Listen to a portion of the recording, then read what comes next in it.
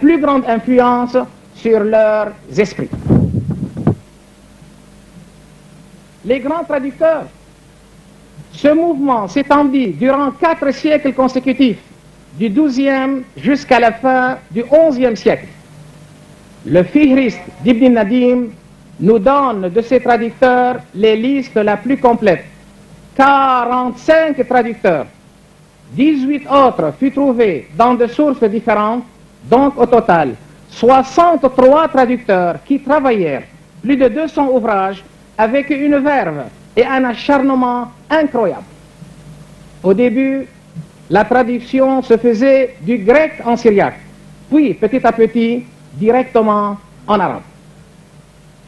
Ils avaient une technique très particulière. Il fallait d'abord se procurer les documents, les manuscrits, et pour ce, les califes envoyaient des missions officielles pour faire partout la chasse aux manuscrits.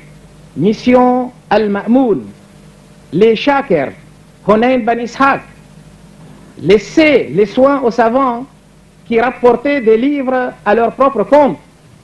Ils envoyaient faire fouiller partout, couvents, cloîtres, monastères, s'il n'y avait rien d'intéressant.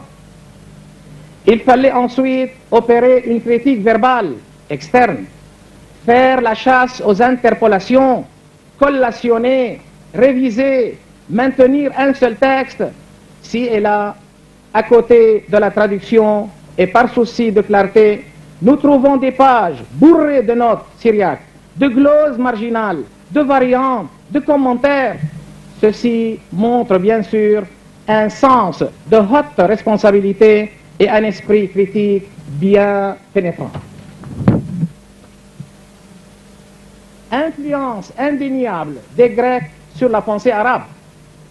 Ahmed Amin, dans Fajr al-Islam, écrit, nous traduisons: arrivé aux Grecs, c'est que nous avons mis la main sur un trésor inépuisable, une richesse inouïe, gain monstre en tout ce que la raison, le sentiment et le bon sens aient pu produire. Ils soufflèrent en tout ceci de leur esprit, nourrirent le jugement, donnèrent au monde de leurs idées, de leurs lettres, de leurs sciences, de leurs légendes. Ils éduquèrent le goût par leur art, leur sculpture, leur peinture. La philosophie des musulmans fut fondée sur la leur. Ce n'est pas pour rien que Renan écrivit: la philosophie islamique n'est que la philosophie grecque écrite en caractère arabe. De Boer, de son côté, affirme: tout ce que les Arabes ont écrit n'a été qu'une répétition grecque. Al-Farabi, parlant de Platon et d'Aristote, reconnaît ouvertement leur mérite et dépose ses respects à leurs pieds. Averroès, parlant d'Aristote, s'étonne devant tout ce que le Créateur donna à cet homme comme sagesse et trouva convenable de l'appeler l'homme divin, le plus loin où peut arriver la perfection humaine. Vérité indéniable, 1000 fois certifiée, de voix vive, de la plume même des Arabes, comme Al-Farabi, Avicenne, Averroès, c'est que les Grecs étaient pour eux l'armoire de la sagesse, un exemple de perfection absolument à imiter. C'est à cause d'eux qu'ils allèrent avec courage vers la philosophie, après avoir cru qu'elle était quelque chose de sacré. Ce sont les Grecs qui ouvrirent de larges horizons aux penseurs arabes, libérant leurs esprits des chaînes de la raison et de la religion. La contagion.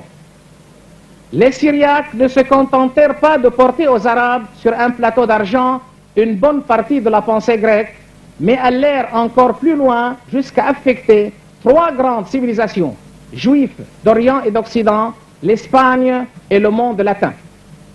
Ce sont eux qui portèrent ces penseurs à les imiter, à aller s'informer sur la pensée grecque, à traduire en leur langue tout ce qui leur semblait utile des ouvrages grecs portés en arabe, religieux soient-ils ou scientifiques, comme la physique, l'histoire des animaux d'Aristote et tant d'autres. C'est surtout à cause des traduits grecs portés en arabe, puis après en latin, que les pères franciscains et dominicains se demandaient à la fin du siècle, à l'image des Syriaques de jadis, comment faut-il traduire ou interpréter l'écriture sainte? À la lumière de la science ou bien de la foi? Les franciscains se mirent à l'interpréter à la lumière de la science, de la raison. Les dominicains s'attachèrent à l'explication littérale, rappelant cette attitude des Syriaques qui se mettaient à traduire, à analyser, à commenter cette même écriture, Ancien et Nouveau Testament, et qui créèrent une première version, la Pshito, texte simple compris, et la Diatessaron, les 4 évangiles réunis en un seul texte.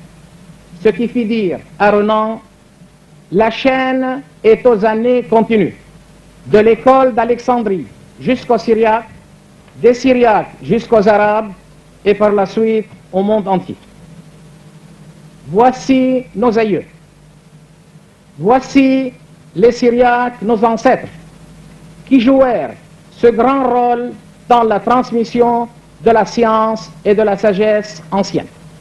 Ils prirent, nous dit Will Durant, le flambeau de la civilisation des mains des Grecs, la livrèrent aux Arabes qui, à leur tour, traversèrent l'Afrique jusqu'en Espagne.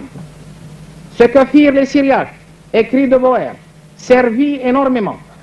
Ils furent les premiers à traduire, aidant à la création, habituant l'esprit arabe à la réflexion. Tous les traducteurs durent absolument passer par eux, traduisant, commentant, reproduisant, corrigeant. D'ailleurs, plus d'un critique avait certifié, sans les Syriaques, les gens auraient oublié les philosophes grecs. Ce n'est pas pour rien, que l'histoire nous en parle avec tant d'enthousiasme qui pousse à la fierté, car rares sont les domaines où les Syriaques n'ont excellé. Ce n'est pas pour rien qu'ils furent appelés les pères de la culture et leur langue la mère de la civilisation. Rien d'étonnant, noblesse oblige.